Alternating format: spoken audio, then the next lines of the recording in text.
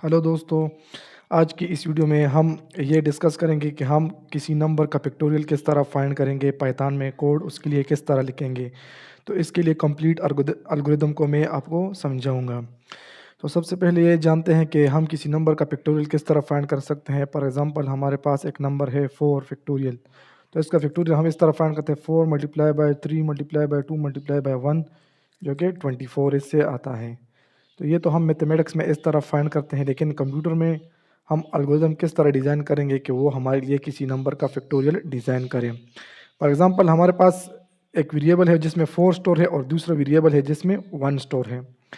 और फिर मैंने यहाँ वाइल लूप को इस्तेमाल किया कि जब भी ए की वैल्यू ए से ग्रेटर है या एक वन के बरा ए जो है ना 1 से ग्रेटर है या 1 के बराबर है, तो क्या करो B is equal to B multiply by A.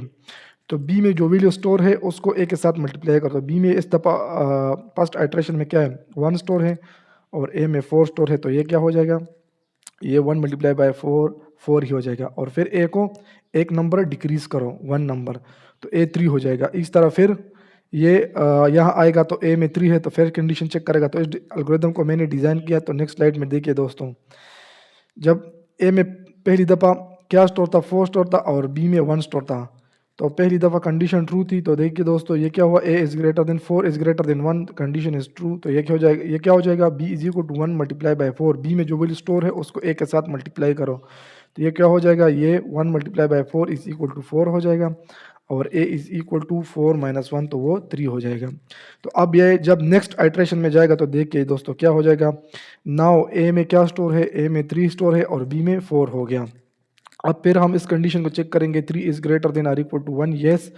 So A B में जो वैल्यू स्टोर है 4 उसको ए के में जो वैल्यू स्टोर है उसके साथ मल्टीप्लाई कर, तो ये 4 मल्टीप्लाई बाई 3 जो कि 12 हो जाएगा।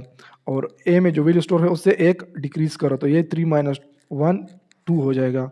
अब देखिए दोस्तों नेक्स्ट आइट्रेशन में क्या होता है, नेक्स्ट आइट्रेशन में ए में अब 2 स्टोर है और बी में 12 स्टोर है। अब फिर ए पे कंडीशन है तो 2 is greater than or equal to 1 है, ये कंडीशन ट्रू है। तो बी में क्या करो, बी में 12 स्टोर है और ए में 2 स्टोर है, तो 12 मल्टीप्लाई बाई 2 24 हो जाएगा। और ए को एक डिक्रीज करो, ये 2 माइनस 1 तो 1 आ जाएगा। अब देखिए नेक्स्ट आइट्रेशन में क्या होता है, नेक्स्ट आइट्रेशन में देखिए now A is equal to 1 and B is equal to 24 आ गया। अब फिर ए पे कंडीशन है इसको चेक करें, तो ये A is greater than or equal to 1 जो कि ठीक है, करेक्ट है। 1 is greater than or equal to 1, the condition is true. Now multiply the value of B with the value of 1। So A में क्या स्टोर है, ए में 1 store है और बी में 24, तो इसको जब मल्टीप्लाई कर सब 24 आ गया।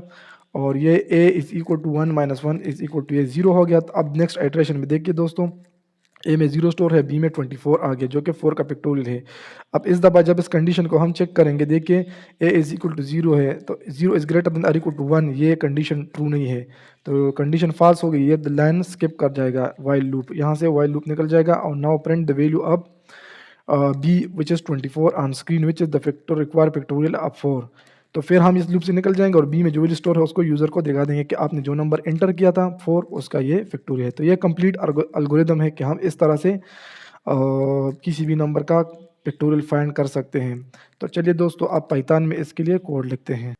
देखिएगा दोस्तों, यहाँ मैंने ए वेरिएबल ले लिया है, मैंने इनपुट इंटीजर लेना है यूज़र से, तो मैंने लिखा है to find the factorial enter a positive integer.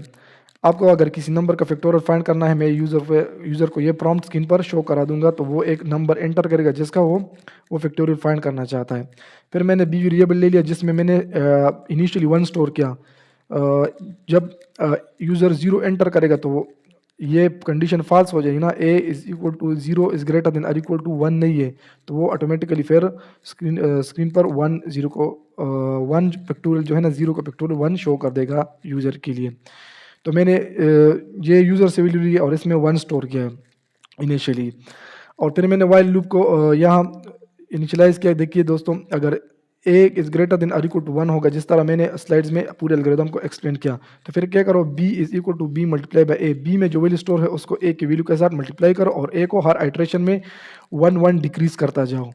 तो इसके बाद जो है ना, जब कंडीशन फॉल्स हो जाएगी तो फिर ये लूप स्टॉप हो जाएगा और बी में जो वैल्यू स्टोर होगी वो उस ए में जो नंबर है उसका फैक्टोरियल होगा। अब देखिए दोस्तों, मैं इसको रन कराता हूँ और मैं पहले 0 एंटर कराता हूँ, तो देखिए 0 एंटर किया तो ये क्या हो गया, ये फैक्टोरियल 0 का फैक्टोरियल क्या आ गया, 1 आ गया।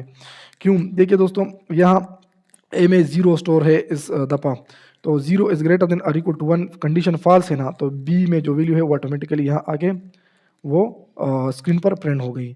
अब फॉर एग्ज़ाम्पल मैं इसको फिर प्रिंट कराता हूँ और मैं इसको देता हूँ 4, तो देखिए इसको मैं रन कराता हूँ, सॉरी ये 4 और एंटर कराता हूँ, तो देखिए ये फैक्टोरियल इज़ 24।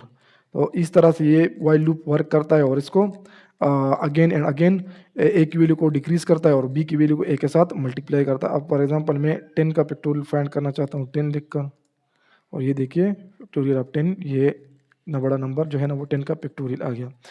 तो ये बहुत ही सिंपल एल्गोरिदम था। फैक्टोरियल को हम किस तरह फाइंड करेंगे, उसको कंप्यूटर को किस तरह समझाएँगे कि वो हमारे लिए किसी पॉजिटिव नंबर का इंटीजर फाइंड करे, तो उसके लिए ये एल्गोरिदम था। इंशाल्लाह नेक्स्ट वीडियो में हम मज़ीद टॉपिक्स के एल्गोरिदम को आपको समझाएँगे। आप उसके लिए पाइथन में किस तरह कोड लिखेंगे जो मैथ्स के मैथमेटिक्स के टॉपिक हैं।